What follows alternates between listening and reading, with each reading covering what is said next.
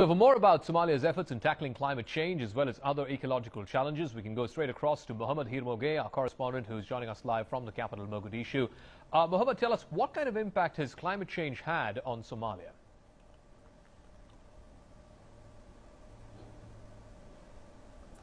Well, Zaka, there's enough evidence that Somalia has been a major casualty of climate change and global warming. We know that residents of South Central Somalia, for example, Beledweyne town in South Central Somalia, have long been the perennial casualties of floods. We know that many water points in the country have either dried up or reduced to a trickle, and the country still reels from a devastating famine of 2011 that put millions of people, that displaced millions of people, and still hundreds of thousands of people, famine victims, are still living in various IDP camps in the country, and most of them have gone to seek refuge in neighboring countries in Kenya and Ethiopia.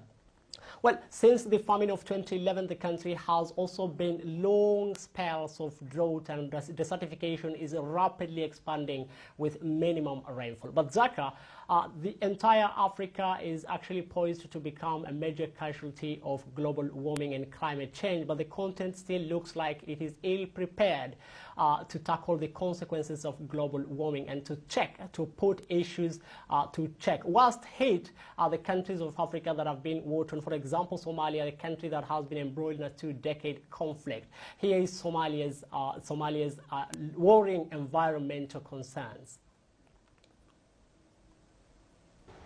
Thousands of sacks of charcoal pile idle in Somalia's southern port city of Kismayo. Signs of a trade once worth $25 million a year, and that has cost Somalia much of its forest cover. Charcoal is one of the only ways to make money in many of Somalia's arid regions, but the trade has caused devastating environmental damage. People cut down trees to make a simple daily living out of it, but the reality is they have cut down a generation's livelihood source, something they don't understand. Beledweyne residents have been perennial casualties of floods. Some water points have been reduced to a trickle, and the country has just been through devastating long spells of drought.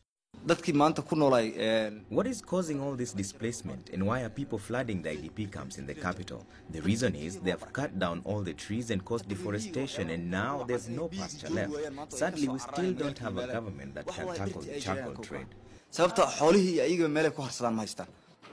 The worst famine in a century hit the Horn of Africa. Disease and malnutrition killed thousands of children.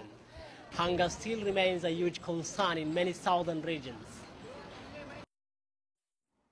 Concern, isn't it? Hunger, famine. Mohammed, every time we talk about Somalia, it's either about the war, the consequences of that war, or the unstable political environment, or about famine.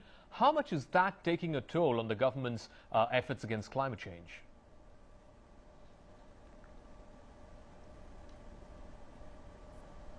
Well, Zaka, one thing that we know is there is no strong environmental policy framework or environment management authority to check climate change over here. A UN monitoring group report last year said that $25 million yielded from the export of charcoal only from South Central Somalia. And we know that right now the government is not in actually a proper position right now to in fact check the issue of climate change and global warming. It's not a priority at the moment. The government's priority is security and political recovery. Therefore, it's quite hard to tell. The government cannot actually even caution the weak and the vulnerable from the vagaries of weather. Therefore, it is quite hard to tell indeed how long the government might take before it makes global warming and climate change an issue. And actually, as things stand right now, it's not a priority for the government to check eco-conservation or eco-preservation for a country that has been embroiled in a two-decade conflict and whose priorities are recovery, reconstruction, and keeping peace and security in the capital and many other areas that are now getting liberated. That's right. Life, livelihood, food on the table, those are far more important issues for people there in Somalia. Thanks very much for joining us, Mohamed Hirmoge, our correspondent there in the special segment of Eco Africa, where our focus today was the country of Somalia in the Horn of Africa. Let's try and get further details.